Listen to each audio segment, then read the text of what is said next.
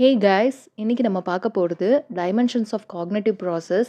இது வந்து knowledge and கரிக்குலமில் பிஎட் செகண்ட் இயர் 4th செமஸ்டரில் இருக்குது. ஃபர்ஸ்ட் ஆஃப் ஆல் உங்களுக்கு காக்னேட்டிவ் ப்ராசஸ் அப்படிங்கிறது என்னன்னு தெரியும்னு நினைக்கிறேன். தெரிலனா காக்னேட்டிவ் ப்ராசஸ் அப்படிங்கிறது என்னென்னு பார்த்தீங்கன்னா, ஒரு விஷயத்தை நம்ம எப்படி அண்டர்ஸ்டாண்ட் பண்ணிக்கிறோம், எப்படி லேர்ன் பண்ணுறோம், அதை எப்படி திங்க் பண்ணுறோம் அப்படிங்கிறத வந்துட்டு காக்னேட்டிவ் அப்படின்னு சொல்லுவோம்.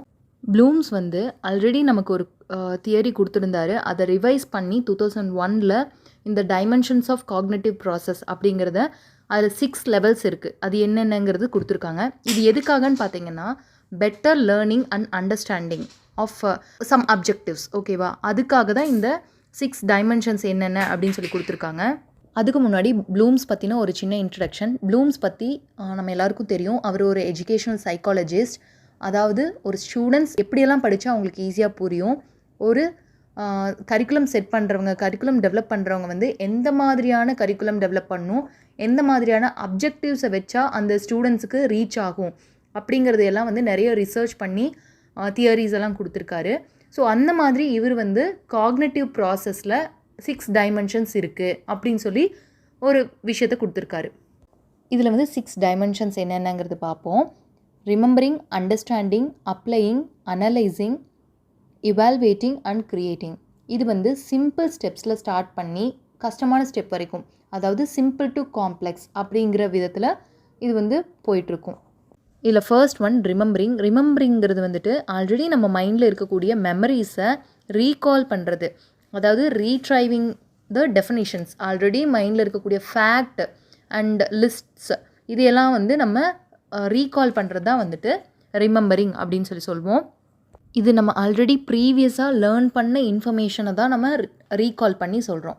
Second one understanding. இந்த அண்டர்ஸ்டாண்டிங் வந்து எந்தெந்த மாதிரியான ப்ராசஸ்லலாம் நடக்கலான்னு பார்த்தீங்கன்னா, ஒரு கிராஃபிக் மெசேஜ் பார்த்து நமக்கு அண்டர்ஸ்டாண்ட் பண்ணலாம். ஒரு விஷயத்த ஒரு கிராஃபிக் மெசேஜ் மூலமாக நமக்கு கொடுத்துருக்காங்க அப்படின்னா அந்த மெசேஜஸ் மூலமாக நம்ம படித்து அண்டர்ஸ்டாண்ட் பண்ணிக்கலாம். இல்லை ஒரு சம்மரைசேஷன், ஒரு பெரிய ஸ்டோரி இருக்குது, அதனோட சம்மரி பார்த்து நம்ம அண்டர்ஸ்டாண்ட் பண்ணலாம். இல்லை ஒரு எக்ஸாம்பிள் கொடுக்கறது மூலமாக, இல்லை வந்துட்டு எக்ஸ்பிளைன் பண்ணுறது மூலமாக, இல்லை கம்பேர் பண்ணி சொல்லும்போது ஒரு விஷயத்தை அண்டர்ஸ்டாண்ட் பண்ணலாம் நம்ம. இந்த மாதிரியான ப்ராசஸ் எல்லாம் நடக்கும்போது நமக்கு அண்டர்ஸ்டாண்டிங் அப்படிங்கிறது டெவலப் ஆகும். Third one applying. ஆல்ரெடி நம்ம ஒரு விஷயத்தை கற்றுக்கிட்டதை எப்படி நம்ம எக்ஸிக்யூட் பண்ணுறோம், எப்படி இம்ப்ளிமெண்ட் பண்ணுறோம் அப்படிங்கிறத வந்துட்டு அப்ளையிங். நம்ம எந்தெந்த இடத்துலலாம் வந்துட்டு நம்மளோட கற்றுக்கிட்ட விஷயத்தை அப்ளை பண்ணுவோன்னு பார்த்தீங்கன்னா, ஒரு மாடல்ஸை ரெடி பண்ணுறது மூலமாக, இல்லை ஒரு ப்ரெசன்டேஷன் கொடுக்குற இடத்துல, இல்லை ஒரு இன்டர்வியூ கொடுக்குற இடத்துல, இந்த மாதிரியான இடங்களெல்லாம் நம்ம கற்றுக்கிட்ட விஷயத்தை அப்ளை பண்ணுவோம். That is execution. Fourth one analysing. Analysing வந்து எப்படி நடக்கும்னு பார்த்தீங்கன்னா, ஒரு பெரிய விஷயம் இருக்குன்னா அதை பார்ட்டாக பிரேக் பண்ணி ஒரு விஷயத்தையும் தனித்தனியாக பிரித்து பார்த்து நம்ம புரிஞ்சுக்கிற இடத்துல தான் வந்துட்டு அனலைசிங் அப்படிங்கிறது நடக்குது. இந்த மாதிரி அனலைஸ் பண்ணும்போது அந்த பார்ட்டாக நம்ம டிவைட் பண்ணுறோம் இல்லையா? டிவைட் பண்ணும்போது எப்படி ஒன்று இன்னொன்று கூட இன்டர் ரிலேட்டடாக இருக்குது, அண்ட் எப்படி ஒரு விஷயம் ஓவரால் ஸ்ட்ரக்சர் கூட ரிலேட் ஆகிருக்கு அப்படிங்கிறது எல்லாமே வந்து த்ரூ அவுட் நம்ம அனலைஸ் பண்ணுவோம் இல்லையா? இதுதான் வந்துட்டு அனலைசிங். இதில் என்னென்ன ஆக்ஷன்ஸ் எல்லாம் இன்க்ளூட் ஆகிருக்குன்னு பார்த்தீங்கன்னா, ஒன்று டிஃப்ரென்ஷியேட் பண்ணி பார்க்குறது, அப்புறம் ஆர்கனைஸ் பண்ணி பார்க்குறது, இந்த மாதிரியான விஷயங்கள் பண்ணுறது மூலமாக நம்ம அனலைசிங் ப்ராசஸை பண்ணுவோம். இந்த அனலைசிங் பண்ணுறதுக்கு நம்ம என்னென்ன டூல்ஸ் எல்லாம் யூஸ் பண்ணலான்னு பார்த்தீங்கன்னா, spreadsheets, surveys, charts, diagram, graphic representation, இந்த மாதிரியான விஷயங்கள்லாம் யூஸ் பண்ணி நம்ம அனலைஸ் பண்ணலாம். ஒரு ஈஸியாக ஃபன்னான ஒரு எக்ஸாம்பிள் சொல்லணுன்னா வந்துட்டு, நிறைய மூவிஸ்லலாம் வந்து அந்த ஒயிட் போர்டில் ஏதாவது ஒரு க்ரைமை வந்து கண்டுபிடிக்கணும் அப்படின்னா உட்காந்து எல்லாத்தையும் டயக்ராம் வரைஞ்சி இல்லுஸ்ட்ரேஷன்ஸ் பண்ணி அந்த மாதிரிலாம் வந்து அனலைஸ் பண்ணுவாங்க இல்லையா? அதுதான் வந்துட்டு அனலைசிங் ப்ராசஸ். Fifth one எவால்வேட்டிங்.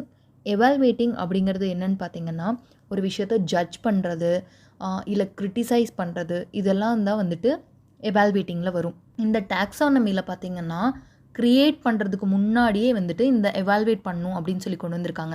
ஏன்னு பார்த்தீங்கன்னா, ஒரு விஷயத்தை க்ரியேட் பண்ணுறதுக்கு முன்னாடி நம்ம ஒரு ப்ரிகாஷரி பிஹேவியராக வந்துட்டு எவால்வேட்டிங் பண்ணோன்னா, அதாவது ஒரு விஷயத்தை நம்ம சரியாக தான் பண்ணியிருக்கோமா இல்லையா அப்படின்னு சொல்லிட்டு ஒரு ஜட்ஜ் பண்ணுறது மூலமாக தான் வந்துட்டு ஒரு நல்ல பெட்டர் க்ரியேஷனை கொடுக்க முடியும். ஸோ அதனால தான் வந்து க்ரியேட்டிங் ப்ராசஸ்க்கு முன்னாடி இந்த எவால்வேட்டிங்கை கொடுத்துருக்காங்க. Next one creating. கிரியேட்டிங் தான் வந்துட்டு மோஸ்ட் டிஃபிகல்ட் பார்ட் அப்படின்னு சொல்லி இந்த நியூ டாக்ஸானமியில் சொல்லியிருக்காங்க. ஏன்னு பார்த்தீங்கன்னா, ஒரு விஷயத்த நம்ம எல்லாத்தையும் ஆல்ரெடி ப்ராசஸ் பண்ணி, எவாலுவேட் பண்ணி, இந்த மாதிரியான ஒவ்வொரு எலமெண்ட்ஸாக நம்ம முடிச்சுட்டு வந்துட்டு, ஃபைனலாக அதை வந்து ஒரு ரீஆர்கனைஸ் பண்ணி, நமக்கு எந்த மாதிரியான பேட்டர்னில் வேணும் அப்படின்னு சொல்லி ரீஸ்ட்ரக்சர் பண்ணி நம்ம க்ரியேட் பண்ணுறதா வந்துட்டு க்ரியேட்டிங். ஸோ இதுக்கு வந்து நம்ம நிறையவே இந்த காக்னேட்டிவ் சென்ஸ் இருக்கணும். நம்ம நிறைய அண்டர்ஸ்டாண்ட் பண்ணி, நிறைய லேர்ன் பண்ணிட்டு தான் இந்த க்ரியேட்டிங் ப்ராசஸை வந்து பண்ண முடியும். இதுதான் வந்துட்டு ப்ளூம்ஸ் டாக்ஸானமியோட revised theory. So that's all in this question. See you. இந்த வீடியோ பிடிச்சிருந்ததுன்னா லைக் பண்ணிவிட்டு உங்கள் ஃப்ரெண்ட்ஸ்க்கும் ஷேர் பண்ணுங்கள்.